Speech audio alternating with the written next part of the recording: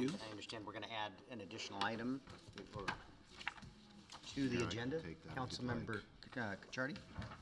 I'd like to add a business item tonight, and it would be the adoption of resolution number 030-19, approving contract number C067-19 with Stellar J Corporation for the McCormick Sewerage Lift Station Number 2 project and documenting procurement. So that would be business item 7B in the McCormick Woods Lift Station number 2. So motion and a second to add that onto our agenda this evening as item 7B. Further discussion? Hearing none. All in favor of adding that to our agenda, please say aye. Aye. Any opposed? Hearing none. Should we reapprove the agenda? We should probably. Mayor, I move to approve the agenda once again as amended the second, or third, or fourth time. Second. Second by Councilmember Rosa Pepe to approve the amended agenda. All in favor of approving this agenda, say aye. Aye. Any opposed? Hearing none, the agenda is now approved. So now we are to citizens' comment, and we're taking comment on anything on this evening's agenda. And comments for anything on the agenda this evening? All right, with that, I'm closing the first citizen comment period. We are to our consent agenda, a number of items on there. Is there a motion? Councilmember Clausen? Mr. Mayor, I move to approve the consent agenda as published. Second. Motion and a second to approve the published consent agenda. Any discussion or questions on any of the consent agenda items? Hearing none, all in favor of approving the consent agenda, please say aye. Aye. Any opposed? Hearing none, the consent agenda is approved. We are to our presentation. We have some special guests, Commissioner Garrido in the audience, and I see County Administrator Sharon Goon, and Ron, I forget your last name, I'm sorry. Thomas. Ron Thomas, thank you. And he's here to talk about the Kitsap County's new courthouse facility that, and share a presentation with us this evening. So Ron, the floor is yours. Thank you very much, council members and mayor. It's wonderful to be back. I believe it's been about 9 months. If you recall, last time I was here, I gave you an update on option 5. It was part of a feasibility study, and in the interim time, our firm has been hired by the county to move forward now with multiple items. One, the master planning of the entire site, and phase 1. This is going to be a multi-phased project due to budget constraints. And so I'll walk you through project and schedule first, and I understand you'd like us to keep this to about 10 minutes, is that correct? Yeah, 10 or 15. Okay, 15. thank you very Give much. you So 15. as I go through, I'll be going at a nice cadence. Stop me at any time if you want to speak or ask a question on any one of these slides and want me to elaborate on anything. So the county's breaking up our work into 2 stages. The first stage takes us from late 2019 into early 2020. It's focused on several items. One, a parking solution. We have to resolve the parking in order to move forward with phase 1 construction, because that is sitting right on the top of a large parking lot south of the existing courthouse. So I'll share more about that in a moment. We're moving forward on a master plan where we're planning the entire, all 4 phases. We're planning on it being 4, and we want to set a very clear agenda for where the buildings are going to be, what size are they, what's the parking demand for the entire super block, and this is something we'll be sharing with the community in the coming months. And that master plan work is going to lead into what we hope is a development agreement between the county and the city.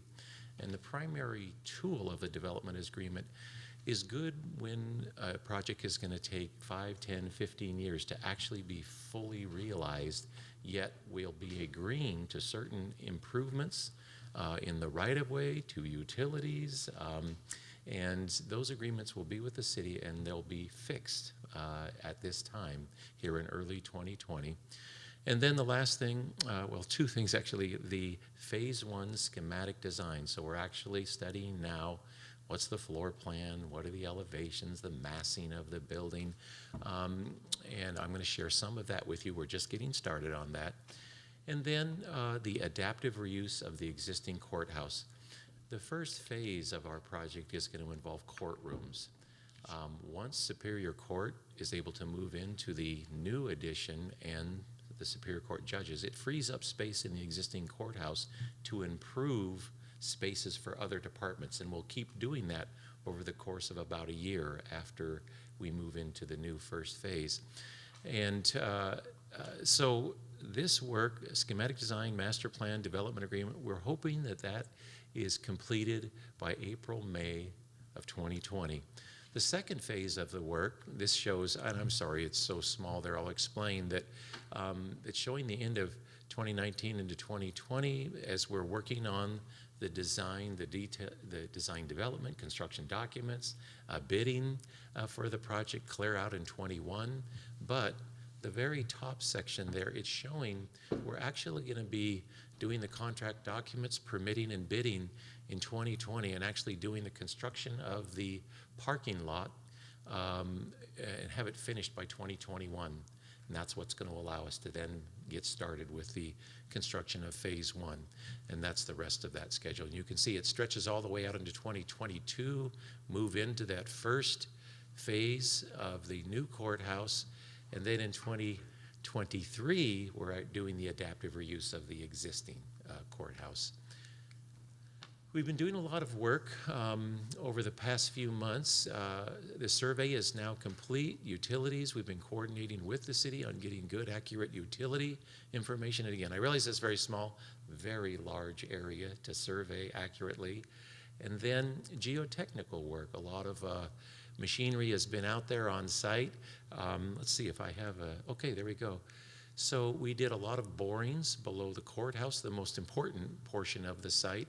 And then we did open pit on the sites that the county does own. The blue is what the county does not own. And we received some very good information in that the gully, which is still here, historically, we had tails that it used to take a turn to the west right through here. But in fact, it used to go down through here. And that was evident in the amount of fill that we found. I'll go back here. It was found in the amount of fill that we found in this area.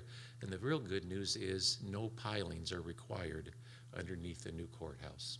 So that's a good money-saving item.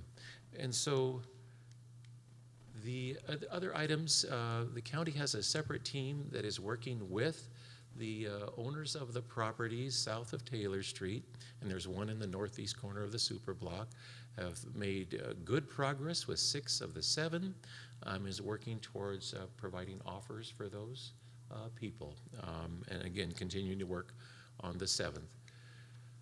We're also made good progress on transportation, traffic studies, the number of trips in and out of all the parking lots that are around the site. There's more data to be collected on the streets surrounding, and I'll speak to this a little bit more when I show you some of the parking lot approach. We've also done tree removal survey right next to the Bullard building. There's some diseased trees, so we had to do a study on that. Assessing the HVAC conditions, the county has already embarked on re-roofing a lot of their facilities, and it was smart to assess the condition of all of that mechanical on the rooftop before they go replacing the roof, because we might need to replace some of the mechanical, and in fact, some of it does need to be replaced. A lot of progress on room data and programming and land use coordination with the city of Port Orchard is all well underway already. We're very appreciative of how they're working with us. And this is a really oversimplification, but clear on phase 0 is the surface parking south of Taylor. Phase 1 is the south courtroom building. Phase 2 is an addition, an expansion to the south courtroom. So the fully built phase 1 and 2 will have 20 courtrooms. It'll allow us to expand up to 50 years into the future. And we may even have space to the south of that to add more courts in the future. And then Phase 3, the West Courts Administration, and then Phase 4, the East Courts Administration. I'll show you that on a diagram, and we're suggesting another parking structure that helps to serve and get people closer to Division Street. And this is just a diagram that shows all the different departments that are involved in the courthouse expansion and the phases in which their work is occurring. I'm not going to go into the details of that right now. This is where we're at in some of the master planning. This shows Phase 0 parking lot south of Taylor. This is over 430 parking spaces. We're showing all the required landscaping, the correct topography that's necessary, improvements to the parking curb, parking strip, sidewalk all around that area, and then also an improvement to the parking that's right here. These are gravel lots here, and our suggestion is to clean that up, regrade it, and relocate this street opposite of Ada, and so that will provide more short-term parking for the county. This is Phase 1. We'll be improving parking lot in this area and then providing secure parking lot for at least judges, electeds, and hopefully others. We're still working on the exact count of that parking, but it's something that they do not have very well. People can just walk in to where the parking lot is right now, where judges and, of course, in custody people are released right to where the judges park right now. So it's a very high-risk situation. And then this is the Phase 2, 3, and 4 additions, and this is showing eventually what we hope to be a parking structure. We have been studying this gully right here, and it is something from an environmental standpoint that we can fill in. They've been doing studies on the stability of that, its impact. There is a drain line that goes between this, and of course the gully continues down through here. So that's something we're studying further, and the whole intent is to get more parking close to Division, because ultimately Division Street is not going to go through Decline anymore. And then as I show you some of the other diagrams, we are trying to get Sidney to be the primary access. It already is when you come from the south, but coming from the north, a lot of people come up Klein.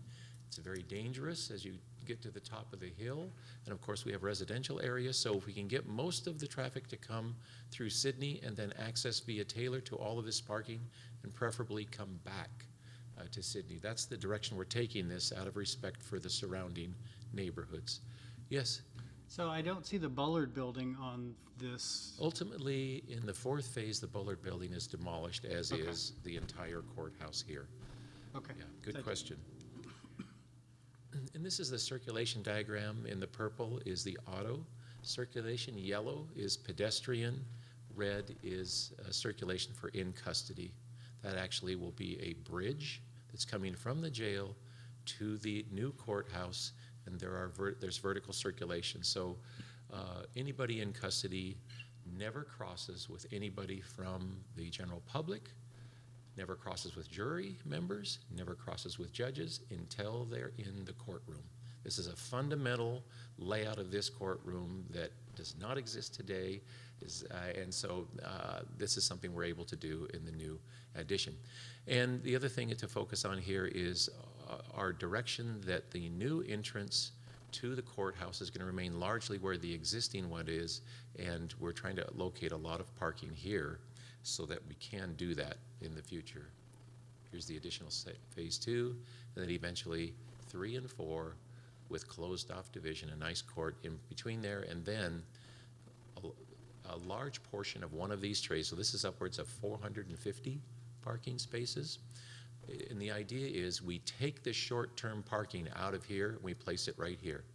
This is not a safe condition when you have so many people parking short-term on a street that's very active and highly used. So the intention is to have what amounts to a roundabout right here, so people can come, drop off, come back, short-term park, and that's very close to all 3 of these buildings. Just as a reminder, it's more than just the courthouse that we're trying to address on this super block master plan. It's all of the buildings.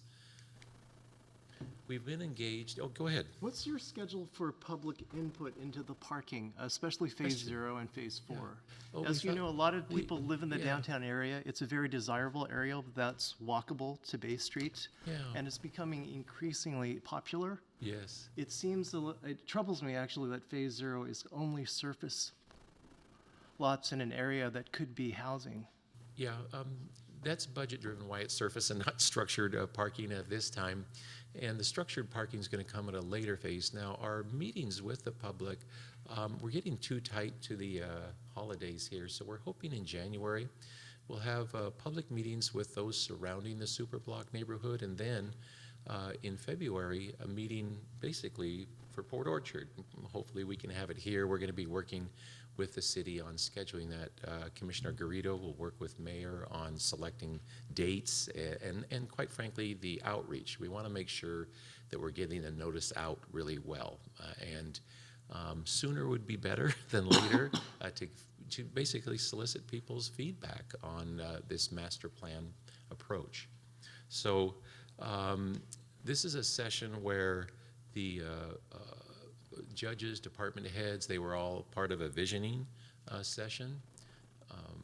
These are some of the boards that we were, existing site, exterior, you can see courtrooms, landscape, all the different subject matter. We were asking for their input on what did they like, dislike, goals and aspirations, photographs of different conditions that are out there on the existing site, on interior features and facilities, both for the public, for the staff,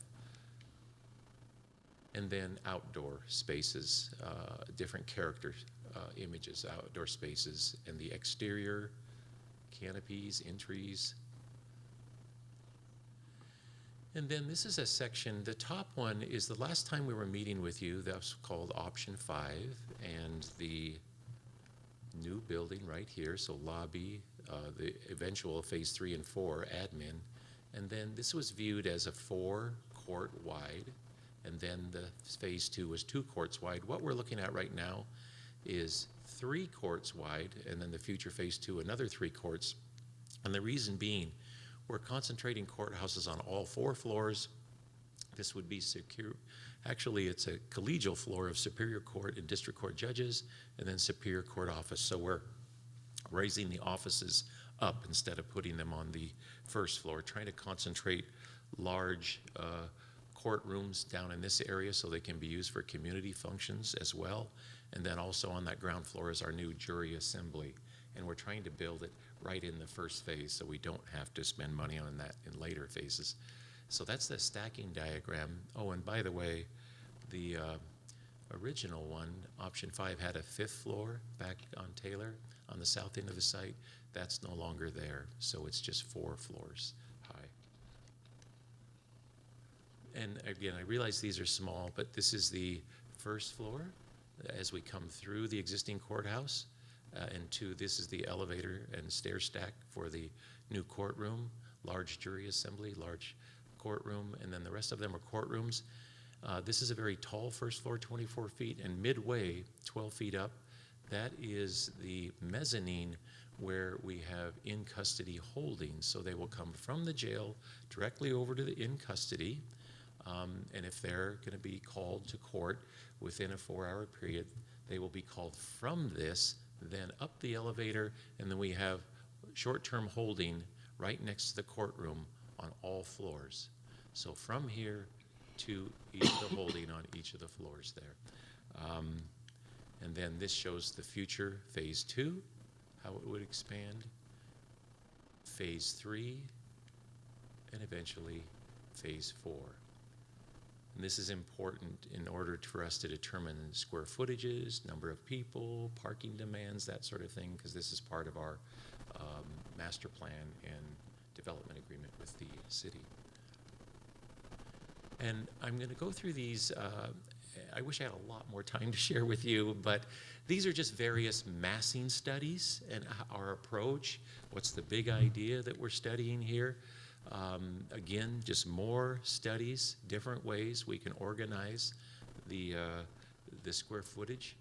These are some of the fundamentals that we've set on that This axial relationship to the admin and the courthouse that exists today is very valuable and worth preserving, and the access will actually come through, whether it's the existing courthouse or the new.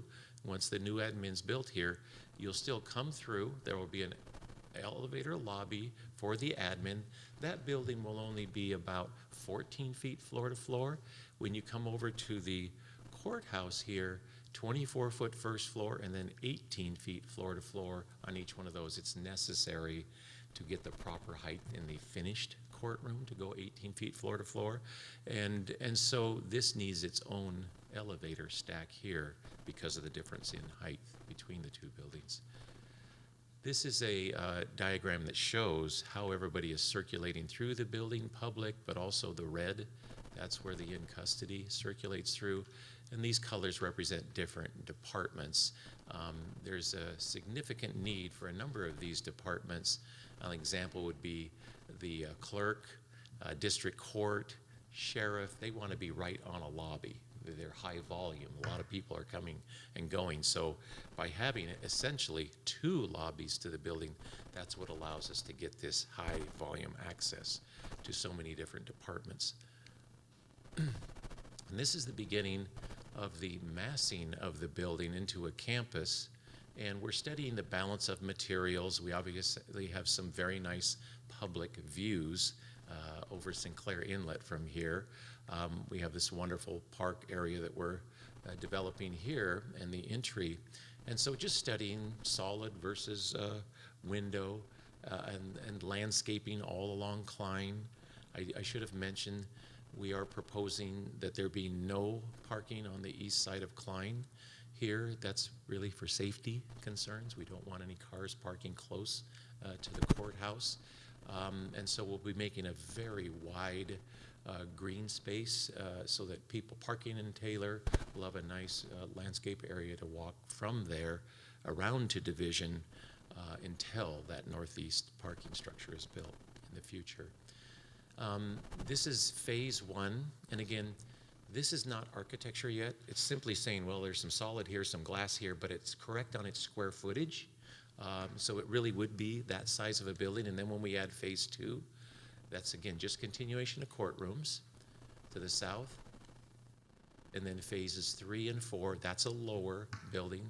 The courthouse really does, the building with the courtrooms really does stand above, levels 3 and 4 stand above the 3-level building in front. And these are a few different views.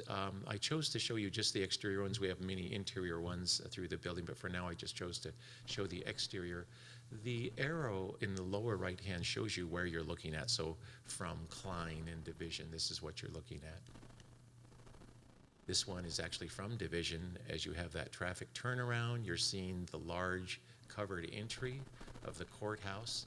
It's meant to be not an exact duplicate, but it's meant to speak to that nice canopy that the admin building has on the north side of Division.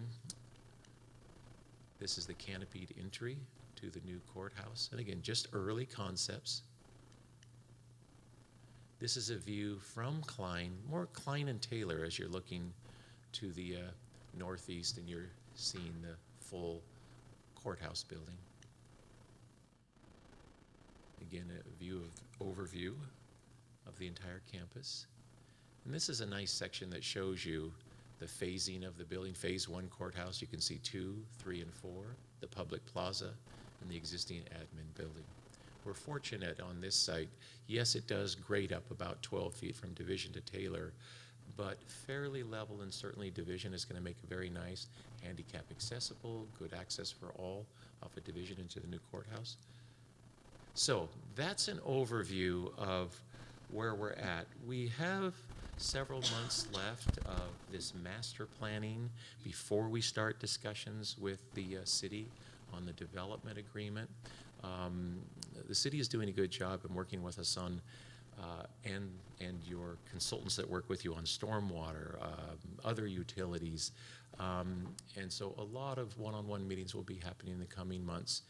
and then working on the draft of a development agreement, which I know eventually will come back to you.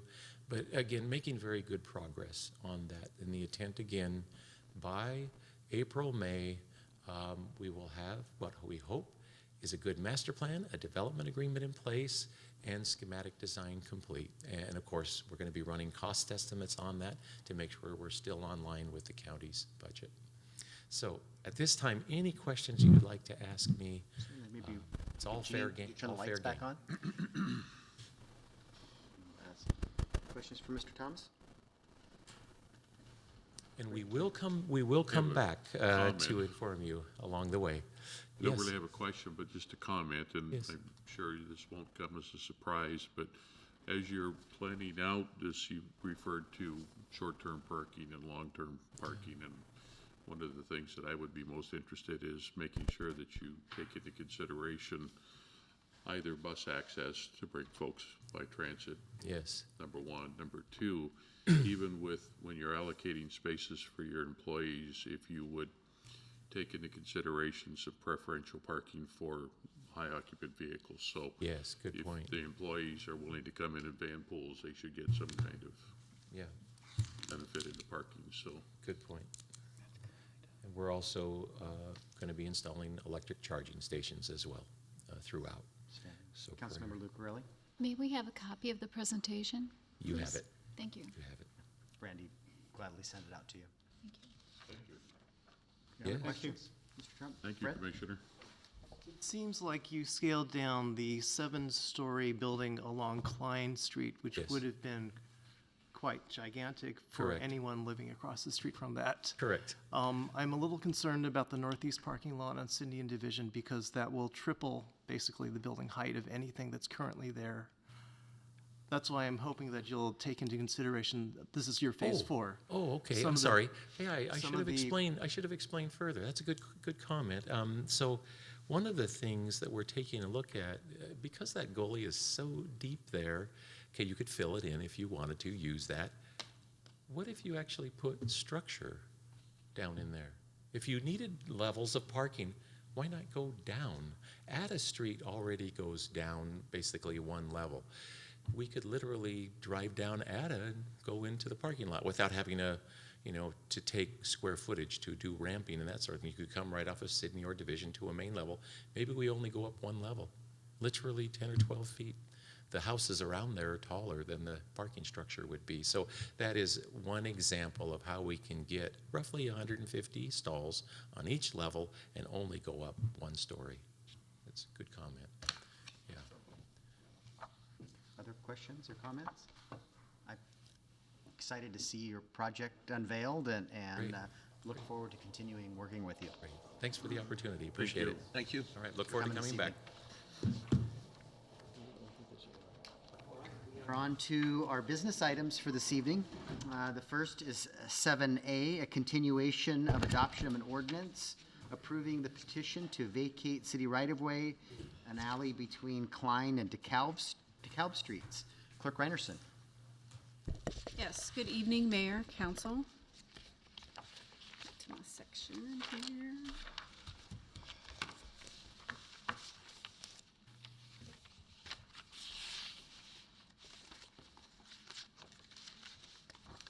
Okay, so petitioner Min Chow Trin, the owner of 316 Klein Avenue, submitted a petition to vacate city right-of-way. The right-of-way is an alley between Klein Avenue and DeKalb Street. The petitioner is requesting a vacation approximately 2,421 square feet of right-of-way. The vacation is at the request of the city's code enforcement officer to clean up an encroachment onto the city's right-of-way. The adjacent property owners, Harold and Shirley Valist, who together with the petitioner own more than 2/3 of the abutting property, have signed the petition and is required by RCW 3579-010 and Port Orchard Municipal Code 12.08.010.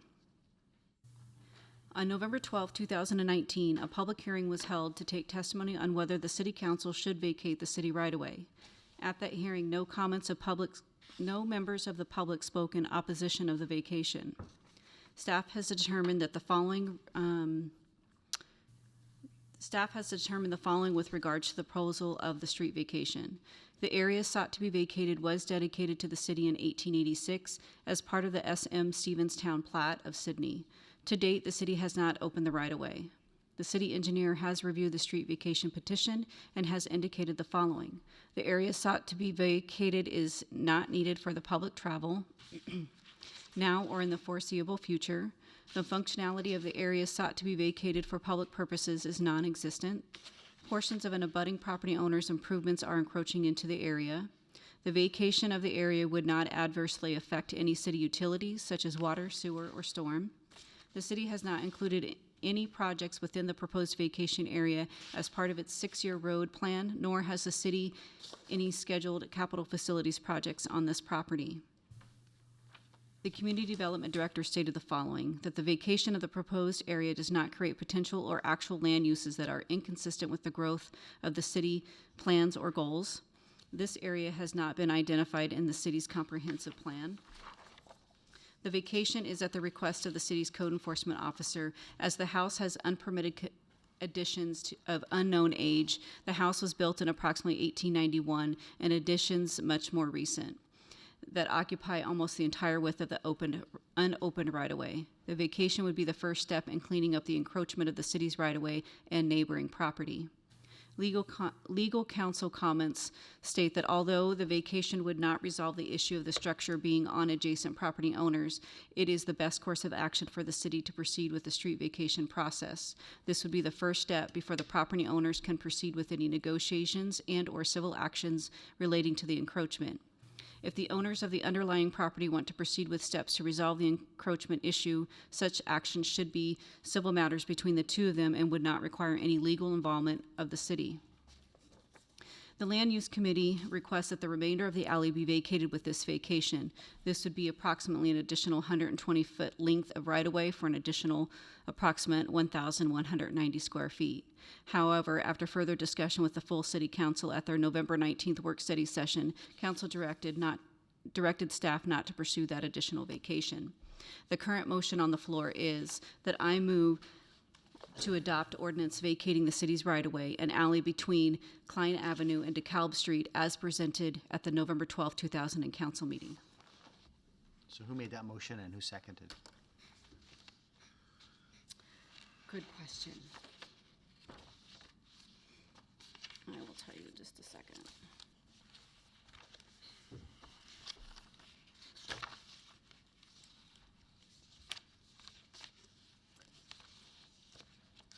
Brandy, while you're looking that up, that original motion to vacate that right-of-way as presented, that included the rest of the property, did it not? Yes. Correct. Yes.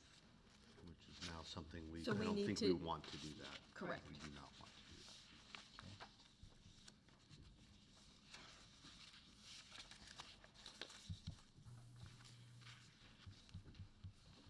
I apologize, I should have put it in the staff report and I left it out. So, while you're researching that, I'm gonna ask Sharon a question to research then. So, if that is not the intent of the council, should we vote on the motion on the floor? Correct. Or should the council member who made the motion potentially withdraw their motion if that is no longer their intent? It can be done either way. Okay, that's why I asked the question, who made the motion?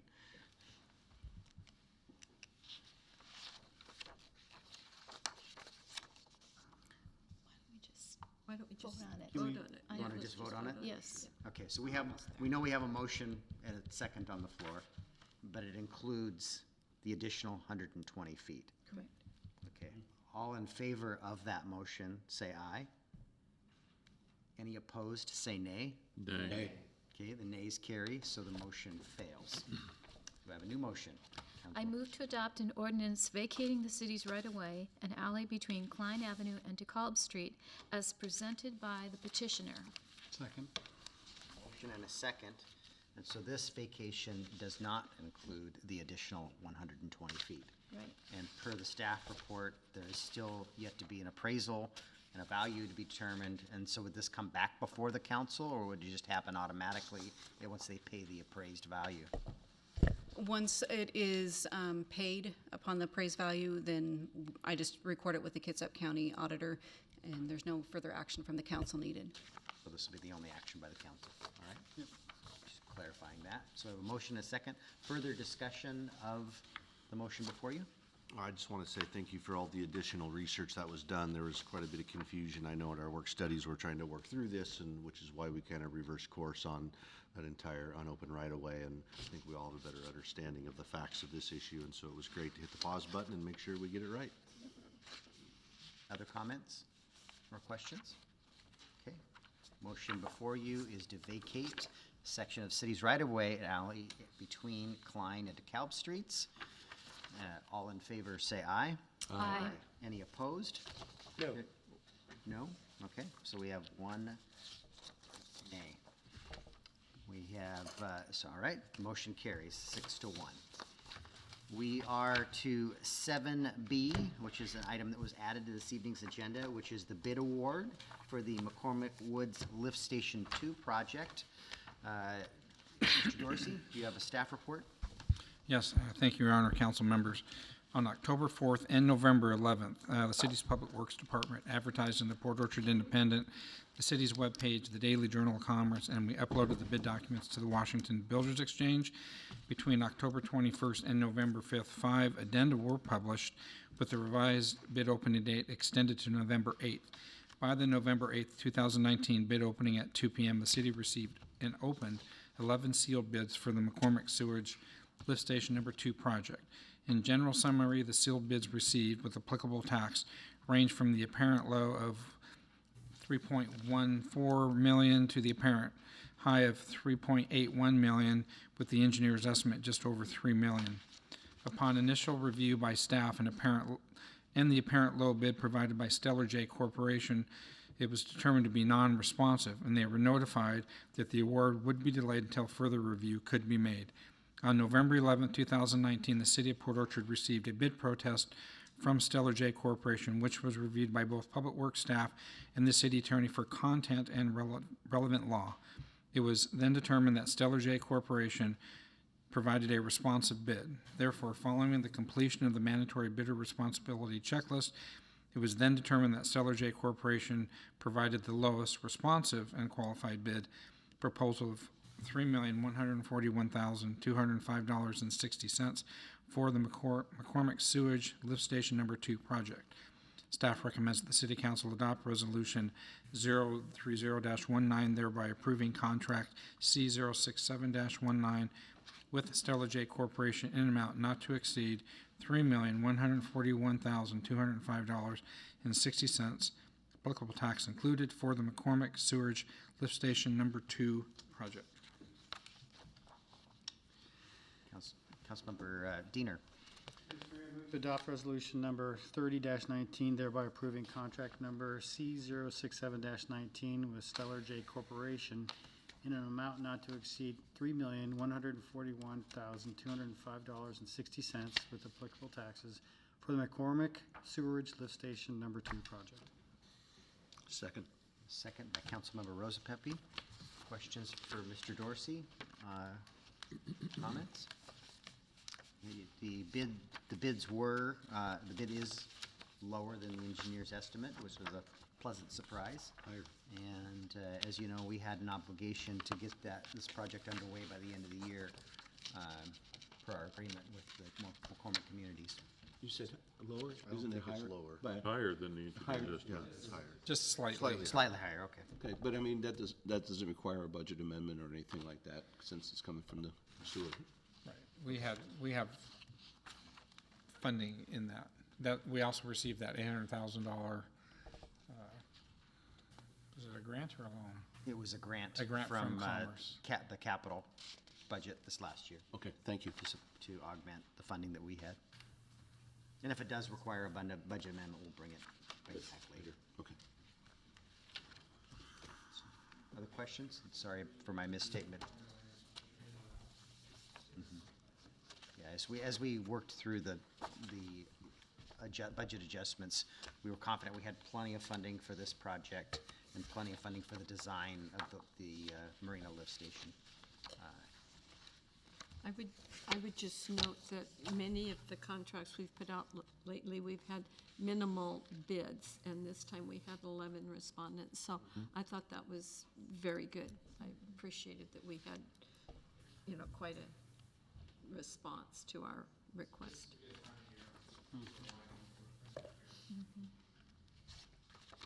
All right, with that, no further questions. We'll be voting on the approval of the bid awards for the McCormick Lift Station 2. All in favor, say aye. Aye. Yeah, are there any opposed? Hearing none, the contract is approved. We had so we are done with our business items. We have a handful of discussion items. The first has been removed, which is the extension to the purchase and sale for 640 Bay Street. I'm hopeful we'll bring that back as a business item next week. I did get a proposed amendment late today, didn't make the packet, so since it wasn't in the packet, we weren't comfortable with discussing that here this evening. So if you have concerns or thoughts on this, please get them to me quickly, because I want to, by Friday, when we put the packet together, have an agreement that is acceptable to the city and the purchaser, so that we can get that in the packet, in next week's packet, because that's is hopefully our last meeting of the year. And this agreement expires at the end of the year. So that, enough said there. We've got the Sunshine Fund. Mr. Crocker isn't here. His son's Christmas concert was this evening, so I excused him. And so the issue with the Sunshine Fund, and we had our annual audit with the auditors this summer. They had concerns. The Sunshine Fund was something that monthly you council members and myself were contributing to. We bought flowers and other things, get well gestures and such. And the state auditors had a problem with that, with the city managing those dollars. It was typically our HR coordinator that would make those expenditures. So we stopped that practice of the payroll deduction out of our paychecks. We have $260 left in that fund, and the finance department very much wants to have that money, that account closed out and the money expended before the end of the year, so we don't have to talk to it with the auditors again next year, because they've already put us on notice that they don't like it. And I talked to the finance chair, Mr. Clausen, last week about this, and his thoughts were to contribute the $260 to the Chimes and Lights event. I'm sure it'll buy a little bit of Christmas lights, or pay for some Christmas lights or something. So if you had any other thoughts, our goal would be next week to have a business item on the consent agenda authorizing staff to close that account and expend those funds. And unless I hear something different, it'll be to put them towards the Chimes and Lights Festival somehow. So, other thoughts? Okay. Just a quick question, Mayor. So in essence, instead of having a fund, we'll have to do something. We have to pass the hat or something. Pass piecemeal each Yeah. time? Yeah. Okay. Yep. They just didn't like us doing it the way we were doing it, so. There's a picture in your packet of a Chihuly-inspired chandelier that the county currently possesses. Commissioner Garrido, have you seen this piece of artwork by chance? I have not seen it in person. Okay, it's being stored somewhere in the county, I'm told. It was offered to the city of Bremerton. They were about to pass a resolution accepting it, and when they talked to the artist, since it was created by South Kitsap High School students and the artist really wanted it displayed somewhere in Port Orchard. So Mark Dorsey and I were wandering around the other evening looking for places that we could put this, and I think we have a place. At the end of this hallway, up to where, if you don't know this, on the 4th floor is where the Chimes room is. and there's a bank of windows there. We believe we can hang it from there, and you would see it from, we would need to make some lighting modifications at the end of the hallway, and then, and put some uplighting on this chandelier, but I think you would see it from the street, out the.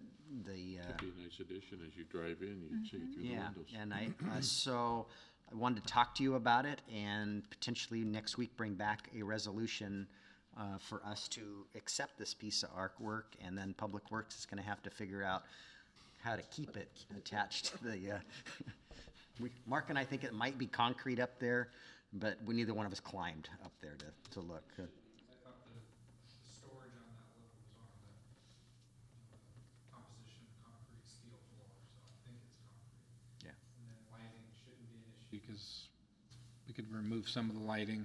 Yeah. That's probably superfluous and then pull wire to where we need it, so. So Just we might another have to job for expend our- a few $1,000s to secure it properly and to light it. but- When I look at this, does it come with a frame so that you would just be attaching the frame? Just hangs, so. I think they're just using the frame to hang it. I think this is I just, don't think the frame comes with it. I think the frame is just what it's being stored in. Under. Okay.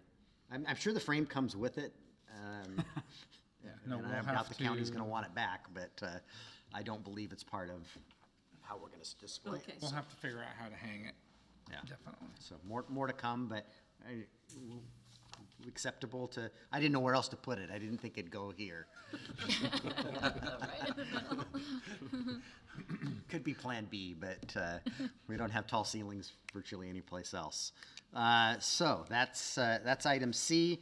Last item is the last 2 days, myself, Councilmember Rosa Pepe, Councilmember Ashby, Nick Bond, Mark Dorsey, and Carrie Seeley have been interviewing individuals or companies for a downtown and county campus sub-area plan. And so, Mr. Bond, I've tasked him with speaking to that this evening of why this body of work is important. It's in our comprehensive plan to do this body of work. And with that, I'm going to hand off to you.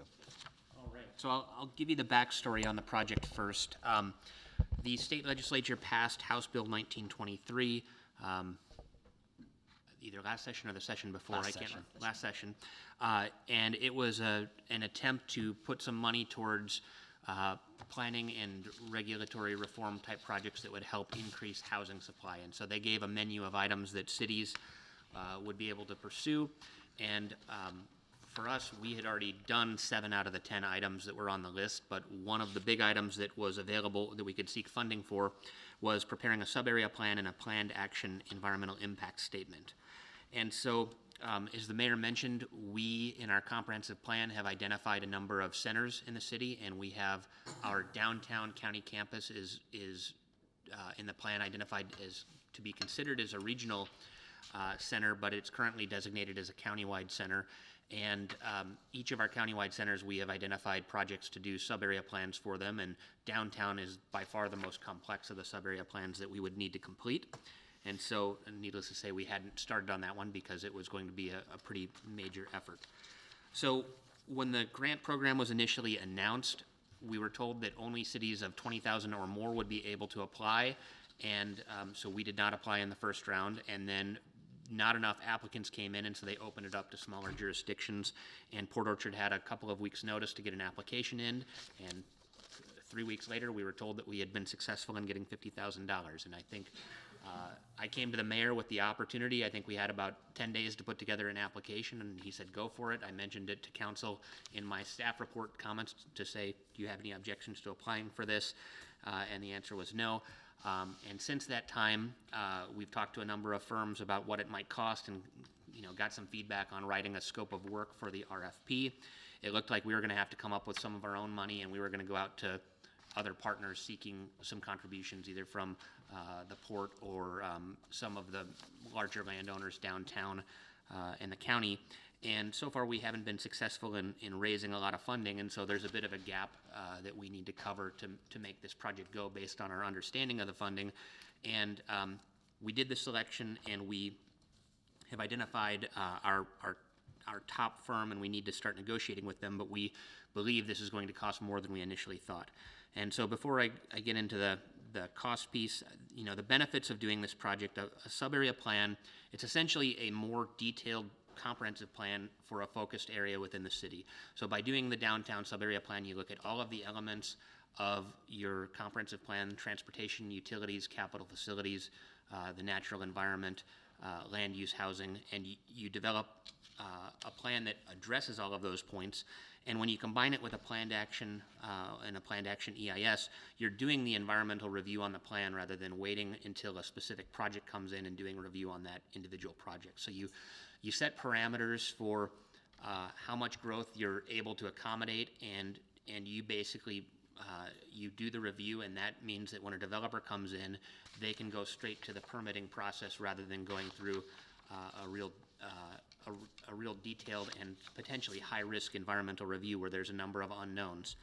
So the benefit of doing this, taking this approach is, number one, public involvement. You have to do an extensive public outreach process, and with what's happening with the community center,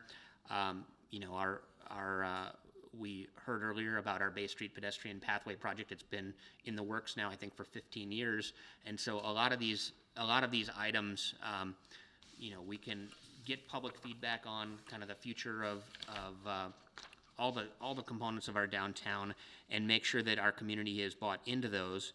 And then by doing the environmental review, it's creating certainty for developers, because you're identifying all of the possible mitigation that is out there that may need to be done to support any project, and you are allowing them to move forward with design and putting money into designing projects without the fear that some unknown infrastructure issue is going to derail them. The other component of this has to do with PSRC, and by doing the sub-area plan, we are able to apply for regional center status at Puget Sound Regional Council, and that is a pool of transportation money that we currently don't have access to because we are not a designated center. And while we're not going to compete necessarily with Seattle, there is an opportunity for us to get a return on this in terms of making investments in transportation to support the type of growth that we have planned for our downtown center.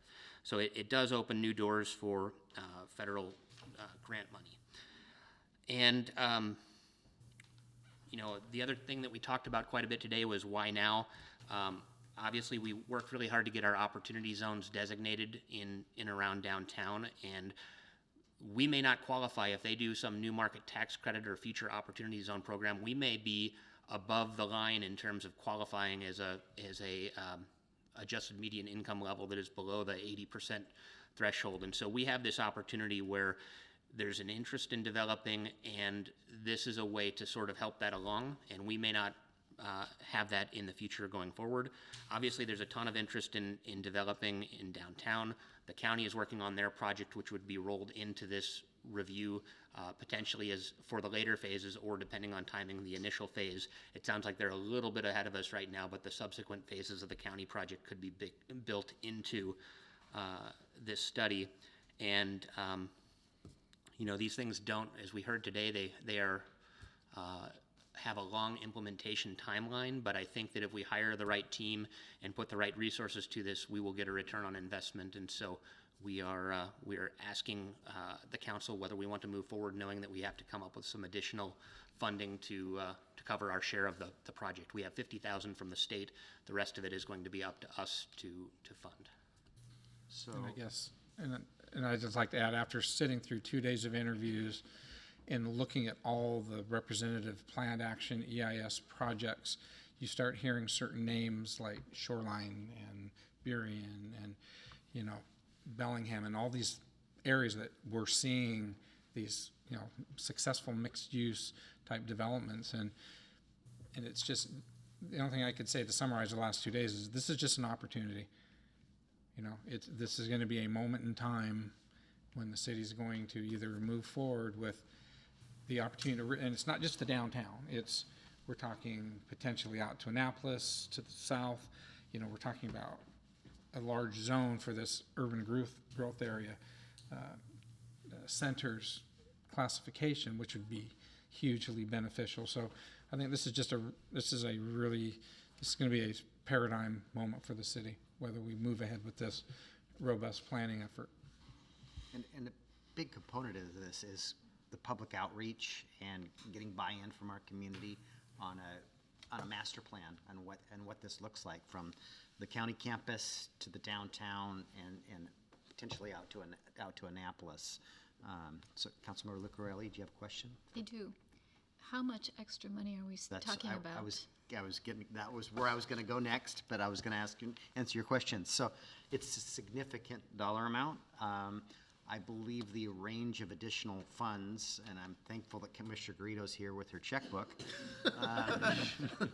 is between 100 and 150,000. The scope, we believe, will be 150 to $200,000, and we went into this believing it was going to cost about $100,000 to do this body of work, and it's because of the outreach and to do it. We could do this. I think Councilmember Rosapepe said it best today. We interviewed 4 firms, and one separated themselves significantly in the body of work that they've done in other communities. And I don't want to speak to which firm that is at this point. And he pointed to our guiding principles that we have in the back and about raising the bar. And he says, if we're going to do this, let's do it right and with the right firm, or not do it at all. And I tend to agree with him, but you guys control the checkbook. And I did talk to Noah today about this, and initially I thought we could tap REIT funding for this because there is a provision in REIT 2 for planning dollars, but these aren't planning. I think that we believe, after researching it some more, this planning dollar, it only applies to planning dollars for capital projects, and this isn't. It touches a bunch of things, but it's not really a capital project. Noah is comfortable that we have the funds to cover this. In particular, but when we lifted the moratorium, we issued about 20 building permits, and we have about 30 about ready to go out the door. And so half of this we can cover with building permit income that we've realized this past year beyond what we budgeted, because the economy is so strong. If it doesn't continue this strong, we've made a commitment in our budget amendment to our biennial budget that we were going to fund our reserves beyond our plan, and we might have to claw that other 50 or 70,000 out of that, but it's probably a smaller number than that if we don't realize there's another 50 lots at McCormick for that build out of that one phase. Mr. Clausen. Generally, I'm supportive of it. Obviously, the dollars is something that we need to figure out, and I was only going to suggest we have a finance committee scheduled just before the next council meeting. So if we put this on that agenda, we'll have an opportunity to look more in depth at the different options that are available and come back with a recommendation. So. And that was Noah and I's plan when we talked this evening, is if I got heads somewhat nodding ahead, we would tell Nick to proceed in the negotiation, select a firm, negotiate a contract so we know what the dollar amount truly is. I just gave you a range, and we would take it to the finance committee next Tuesday evening, and then hopefully bring it to the council meeting that next Tuesday evening, that evening, to approve that contract. If not, we would wait till January 14th if we didn't have all of our I's dotted and T's crossed. And with Commissioner Garrido's checkbook available, we have time to figure that out. So we'll make sure that the check's good. I'm only one of 7, but I'm certainly worth it. Are we asking the Port of Bremerton? We can ask. I don't know how it benefits. I mean, they have the marina, but you know. I would like to comment. Please. Yeah, because Councilman Rosapepe and I were part of this, and every one of the firms that we interviewed, they were all professional I appreciated all of them. They all had put a bit of time into their presentations and what they could offer. But I ask every one of them is, what would make their plan, how could we be sure that we could implement their plan? Because the city of Port Orchard has several plans on shelves, and each one of those plans costs $100,000 or more. And I did not want to spend our citizens' money on another plan that was going to sit on the shelf. So and I think that piece to me is why one of the firms elevated themselves above the others, because it appeared to me that the work, the finished product, the deliverable we would get is that developers could use that. It just seemed to me that it may break the log jam, should we say. There were comments that were made that stuck with me, and one of the gentlemen said that there are, the number of waterfront communities is limited, and so we want to maximize or preserve, I'm not sure what we want to say, but we want to develop Port Orchard so that it's a special place to be, and not necessarily have redevelopment be haphazard. And so that would lead to being willing to spend the money. Also, they would do, again, figuring out the population, speaking to what Fred had asked during the county presentation, this is designed to put housing in. And the area goes all the way up to the courthouse and down, and along. So there's, and Mark mentioned this, we don't know, what is the water and sewer going to be for a four-story building with housing units and, all of that. And that information comes out of this. So it seemed to me that everything that would come out of this, particularly with the environmental piece, developers could take it and build something that we could implement it. It seemed to be that detailed for me, but that's where the additional cost came in, Councilmember Rosebecky first. Yeah, just I'd like to add a couple of additional comments. One was this firm also, several firms I felt presented their information on other projects they had done, and it was like almost they were going to peanut butter it to Port Orchard. And this firm, again, treated Port Orchard as, these are projects we've done. You guys are unique for these reasons. We want to treat you as being unique. And that spoke volumes to me. Also, with what I believe we will get from this will allow us to move in a, what I consider parallel paths, instead of, okay, this is happening here in the city, this is happening there in the city, we have our plan now, we move forward, we'll be able to move, I don't want to say quicker, because development never moves quick, as you'd like to see, but I think it'll allow us to have more of a systematic approach to it. Cohesion. Yep. Yeah. Councilmember Diener. So I'll just add on to that. We've got a lot in play. We've got obviously the community event center. We've got the county campus. We've got relatively new zoning. We've got design standards. I think we're at a moment in time where this can bring all of that together and help just get that moving and be a part of that jumpstart that we really need.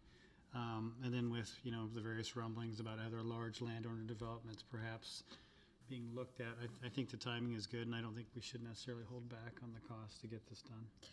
The one firm that we particularly liked, because the mayor asked about cost, and he used numbers like $300,000 to $400,000, and we all went, But because of that checklist on House Bill 1923.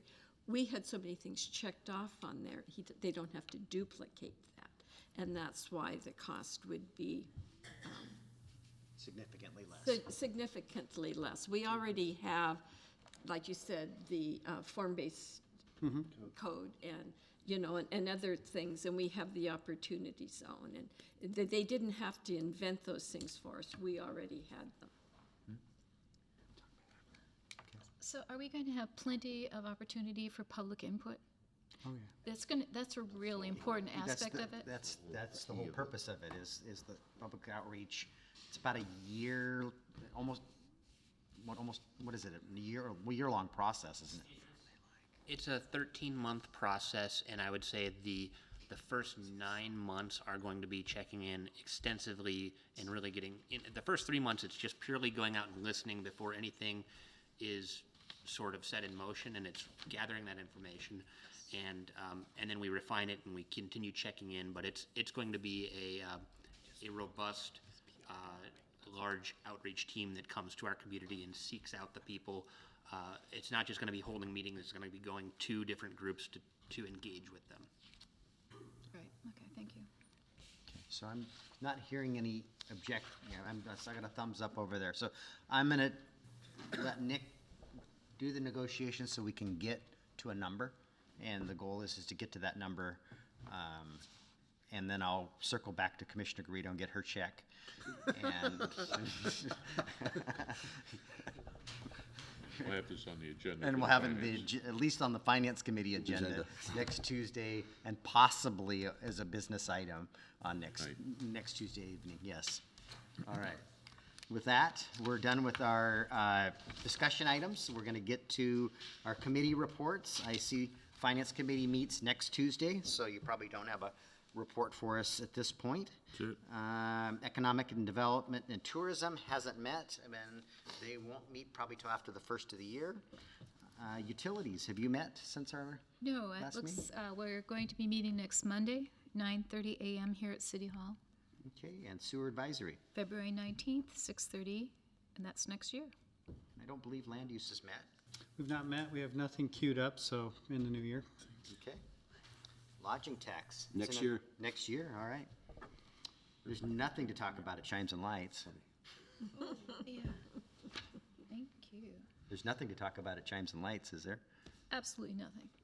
No, it was wonderful. Thank you, everyone, for coming. It was another beautiful year, and I've had so many people say how much they appreciate what Chimes and Lights does for our community, bringing the whole community together, including many, many young people, with all the choirs and the marching band. And even though we had many challenges this year, thank you so much, Public Works. It really was one thing after another. Thank you so much to the police, to Public Works Council for helping us through this. And if I would have anything to say, it's that Chimes and Lights is something that really needs to continue to move forward. I think it will only get better as each year progresses, and we'll work on finding interesting new things. And we lost a few things this year, the theater, the movies, and lots of challenges. So moving forward, we're looking forward to talking about some of that and brainstorming about some of the funds we'll be needing and what is actually belongs to the Chimes and Lights budget and what will belong to the city budget. We have a lot to look at. Our next meeting, January 13th, 3:30 here. All right. Great, wonderful report. Outside agencies, I'll talk about my AWC board meeting in my mayor's report. Housing Kitsap's the only one that's, let's see, anything important happened at Super Tuesday last week?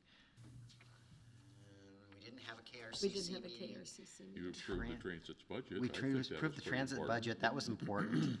I will just mention that KRCC, rather than meeting monthly, we're cutting that down to about 6 meetings next year and strategically place them with our transportation competition funding this year. So, yeah.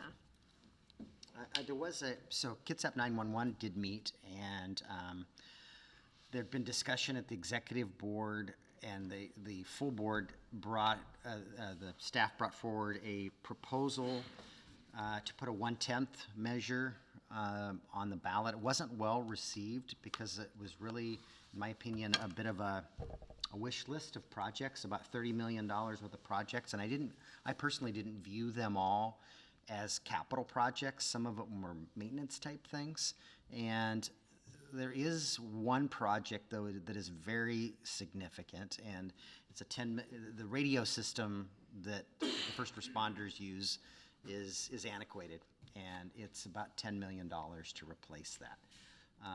That definitely is a capital expenditure, and our portion alone of that, when that time comes, would be $700,000. Expenses are divvied up based on call volume at 911, and so based on our call volume.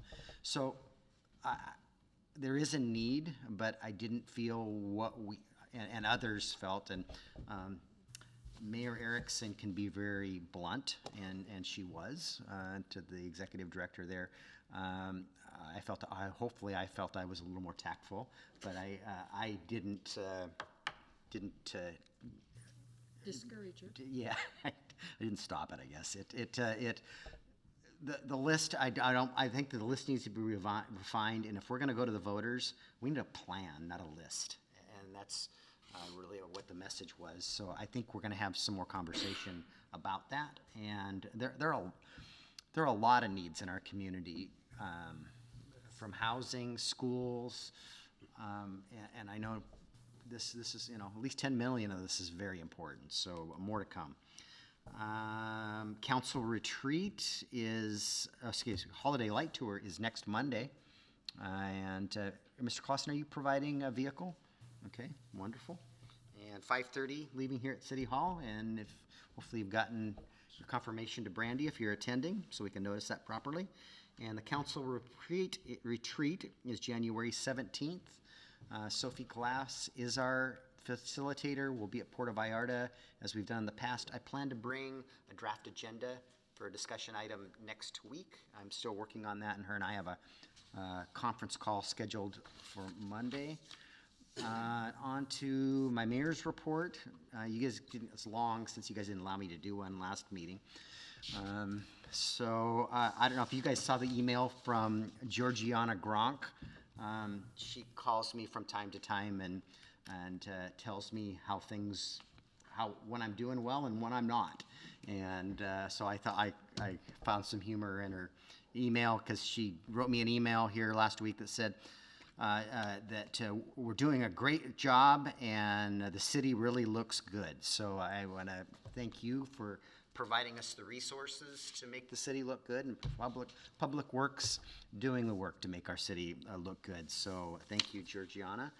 And council meeting dates for next year, I think we'll bring forward a meeting date agenda next council meeting. I would propose that we stick to what we've done the last 2 years, which is take the work study out of August and out of December, compressed to the 2 meetings earlier in the month, which gives us a summer break and prevents us from having a meeting on Christmas week, so which I think is appreciated by all. So, well 13, we're at 840 feet of almost 2,000 feet, so 840 feet with the 28-inch casing. So the drilling rate is going a little bit slower than we had expected, but we haven't broken anything yet, so let's knock on wood. Once, they dropped the tool down in there in the bottom, and we fished it out somehow. I don't know. I don't know if you've noticed, Mr. Stewerman is another citizen that writes me from time to time, and the county has this wonderful tool on their webpage called C-Click Fix, and he'd been bugging me about it. And if you haven't noticed it on our website, we now have C-Click Fix, and he told me before we got it, if we got it, he would go get a smartphone. And so now I wrote him an email, and I wanted to see a receipt, and he has provided me a receipt for his smartphone. So, next week, I have Judge Kevin Kelly coming to administer oath of offices to 5 of us. And do we want to do that as a group, or do we want to do it individually? We have a pretty light agenda. How would you feel about that? I'm good with a group, but Group, whatever. okay, group session, we got it. And today, Josh Weiss and our lobbyist and I met with Senator Randall here at City Hall, and then we traveled to Gig Harbor and met with Representative Young, talked about our legislative agenda. I have the refined copies of that that I placed on the dais here this evening. That's what we presented. And I'm so excited that today we finally cleaned the stinking gutters on City Hall. I don't know that they've ever been cleaned in 20 years. We had grass growing out of them. And boy, for $1,200 worth of work, it is sometimes so difficult to get things done in the world. But we got the gutters cleaned. So they did have to stop. They've cleaned the gutters, they cleaned the roof, and they were going to do a treatment on it, but it needed a couple of hours of no rain, and it started raining in the middle of the work, so now they got to come back and go back up on the roof. But anyway, we've got Kitsap Moss Removal is doing the work. And then lastly, last Friday I was at the AWC board meeting, and it's just some tidbits that I got there. One, our healthcare for regents had no increase for the coming year, which is phenomenal. And Kaiser had a 1.8% increase. And the transportation front, looks like we'll be getting our $976 TBD dollars, even while the challenge is going on. Noah and I've talked about we're going to just park those and not spend them because we don't know what the outcome of that is going to be. An interesting statistic that was shared with me, and I shared it with our lobbyist today, was 25% of the trips in our state are on city streets, yet the legislature only provides 8% of the transportation dollars to cities. So, and another interesting tidbit, November election, 86% of local measures passed. So food for thought as we form a transportation committee, and but I think it's anything we take to the voters needs to have a good plan. So, and that is it for my mayor's report. Yes, questions for me? When do we do good of the order? When would you like to do the good of the order? How about right now? Okay. Do we normally do it after Well, do we public do it comment? after adjournment? We can't do it then. No. But that's when it appears here. Okay. I just wanted to say that the severe weather shelter in the county was open for 5 days during Thanksgiving, Tuesday through Saturday. And the Port Orchard shelter is here at the United Methodist Church. We were open all 5 nights, and we served an average, I'd say 8 people every night. On some nights you'd have 18 people, but they would come to eat because we had people donating pizza. So they'd come and then they'd go and sleep somewhere else. But the shelter was used all 5 nights. Anything else for the good of the order? No, I had, at some point in time, I can't remember, Mayor, you had talked about possibility going back up to Kingston to the community center with, to show someone. And if you do, could you let council know just in case? 'Cause, Certainly. Matt Murphy and I were going to go up there, and he got ill right before my vacation plans, and it's just, I've been a bit of a gerbil on a wheel since I got back, and interviews and things. So that is going to get, and I maybe through the holidays, but for sure right after the first of the year. Yeah. So, and anybody else wanting to go? I would like to go. to Village Greens. So yeah, happy to take you up. It's a great facility. There's also been some emails, I know you've probably all seen them, about somebody asking about Arts Committee, Commission, Public Art. I responded to that today, and I'm happy to share. I just thanked him for sharing his advocacy and comments in regard to that. And as we move forward, he was in particular referring to the community center. Yeah. And as we're going to be developing a scope of work, there's an extensive outreach process that we're going to have, and I shared that with him to define that last third, you know, in the community centers. So, so I did respond to that email, and I intended to forward my response to you, and I forgot. Sorry. Okay. Yes. Yes, sir. So I had just one thing for the good of the order. So the courthouse presentation that was given earlier tonight, I think generated probably some questions that we, I think, should get out. But I don't know if we're looking at another work study or what the schedule is. I could send you my questions, Okay. or I don't know if Why don't you send them to myself and Okay. Mr. Bond? Mr. Bond has been the contact point. okay, so I would encourage everybody to send questions. I think parking probably is top of mind for everybody. Okay. Others, good of the order? All right. With that, we're to our citizen comment period. Anybody? Please. Oh, how about department? Sorry, Jerry, I'm jumping all over the place. I'll be right back to you. Mr. Dorsey? Yeah, just February 2nd, I'll be spending the day with our lobbyists for the Public Works Board on the Hill in Olympia, representing small cities on infrastructure needs. So we're going to try to convince the legislature to stop raiding the Public Works Assistant account. Okay. Good luck with that. Mr. Bond? Sharon? I was speaking with Mr. Bond earlier, and he asked me to just fill you in that the city's settlement agreement with the county regarding the comprehensive, the comprehensive plan and the Transportation element, yeah. transportation element. It was brought to our attention that there was the initial dates for getting some of the transportation study done have needed to be adjusted, and so because the settlement agreement talks about them being sort of initial dates that they were trying to reach, but we didn't quite reach, that we've been working with Lisa Nickel, who's the senior deputy prosecuting attorney, to draft an amendment to adjust those dates so that we are all on the same page about when those elements are going to get taken care of. Okay, wonderful. Doing that soon. Chief? Yeah, I just wanted to kind of second what Councilwoman Lucarelli had talked about with Chimes and Lights. It was my first one. We did our planning process a little bit different than has been done in the past, but I wanted to let everyone know it was really great to work with the other directors. We also brought in State Patrol, South Kitsap Fire and Rescue. Hopefully you guys saw a little bit of a different response this year, and hopefully it was well received, at least the feedback that I've been given, it was well received.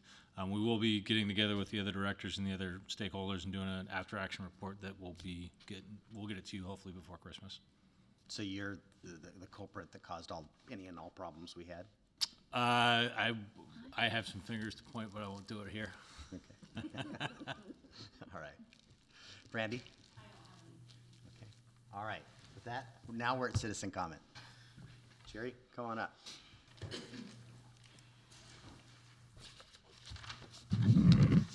I had two things that I was interested in. The first one was, I've noticed on Sydney, right when I drive out of our back alley, that there appears to be quite a crack right down the middle of the street, and then there's cracks on the downhill side coming across, and I was just wondering if there's something that's leaking under there that might be moving the sand on this hill, because I haven't noticed that big of a crack until just this week. So wondering if... So the best way to get it to get us to look at that would be C-Click Fix. And Well- Mr. Dorsey might make himself a note and get that on the... No, it's right when we come out of the alley that runs between So just Kitsap south and of DeKalb. Kitsap, on the east side, the alley. Oh, the slippery It's slope. on my side of the road, Yeah. the downhill side. And to me, it looks like it's dropped like this much, and then there's a couple coming across on the downhill side, cracks going this direction. But it almost looks like sand has been moved from underneath it, or something. I mean, that's kind of the feeling I Could have. be your sewer line. Well, that's what I was kind of worried about.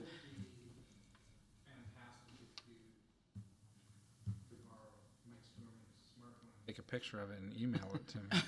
My phone is so old that there is absolutely no way that you would be able to even. Well, I'll take a It's, picture. okay, Kinda know right, what's that. she runs out of the alley all the time. yeah, if you could My phone's just too old. You wouldn't get a decent Got this picture. fabulous tool called C-Click Fix, and you can Cindy go- owns it. She said Cindy she'll owned it, so photo she said, it. all right. Okay, my second issue is you've, in, I'd say the past 6 or 7 months, you started having executive sessions during the meeting.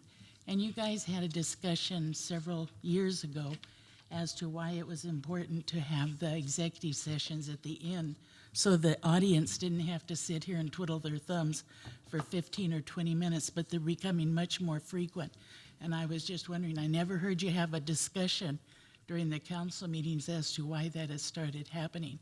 But I'm not a proponent of it because we just get to sit here and wait and do nothing. I hear your concern, but sometimes we have to take action on something on the agenda, and we need to discuss it, and it's related to litigation, typically about litigation. And so we are very mindful of that and try to do those at the end of the meeting whenever we can. But sometimes we're discussing labor agreements, and then we come out and take action on those, or there's things that are related to litigation, that potential litigation, and it's some, like, we can't talk about what happened, we talk about it in the back room, but when we do it at the beginning of a meeting or during a meeting, it's because it's related to something that we're gonna take action on that evening, and the council needs to have information from the attorney to make an informed decision on something they're likely going to vote on that evening. Yeah, it's just been happening quite frequently lately, and we had a lot of years where it didn't happen at all, so there has. Unfortunately, we had a moratorium this year that we didn't plan on having, and that was a lot of it. Okay, well, just to let you know, And I appreciate that. my feelings. Okay, All right, thank you. thank you, Jerry. Others wishing to address the council this evening? Come on up. Heidi Fenton. And, oh, one thing I'm really excited about that new artwork over there. I think that's super cool. And then, two, for the Festival of Chimes of Light, I thought it was awesome. Of course, I was down there in the Jingle Bell Run. I have one little suggestion. It would be really cool to do a countdown. That way we're all paying attention when the lights go on, and then more people are involved of doing a countdown, and then the lights go on. So that's the only thing I really missed, is doing a countdown. And then the other thing is, I know that everyone always talks about public, how important it is for their input. And I'm still we're just the wall right here, and for a reader board, to get that out. And so if I need to talk to anybody or see, I bet you I could probably get donations or whatever. I don't even know how much something like that would cost. It wouldn't cost the taxpayer dollars, I don't think, anything if I, go on it. But it would be nice to get, one of you guys or, the mayor, just to say like, yay, nay, why can't we do this? Or maybe we can. And, also about. Likely, the electronic reader boards you're referring to are prohibited in our code, the ones that we have. Right here? Anywhere in the city. The Oh, ones that are- anywhere? Yeah, the ones that are there are grandfathered, but I don't believe our sign code would have let us, we wouldn't allow a business to do it, so. So you just can't do it.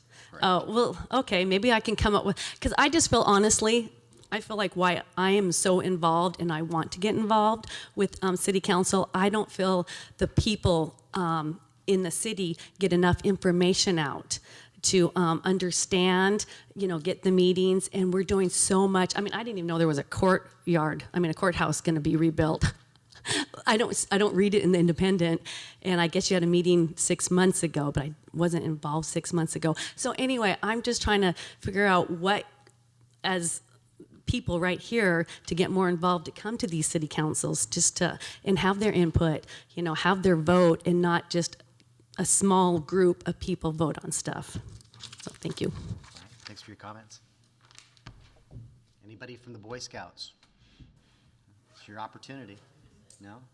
Well, I thank you for coming in this evening and leading us in the Pledge of Allegiance. Hope to see you again soon. All right, with that, our